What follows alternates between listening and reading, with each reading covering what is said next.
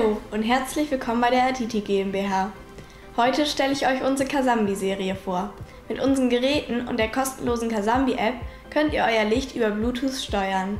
Ein kleines Beispiel. Unsere Lampe hier ist mit unserem Casades-Leuchtmittel ausgestattet. Ich gehe in die App und kann unsere Leuchte ganz einfach steuern. In der App kann ich Dimmung als auch Farbtemperatur individuell einstellen. Außerdem könnt ihr viele andere Features einstellen, wie zum Beispiel Gruppensteuerung, Szenen und Timer.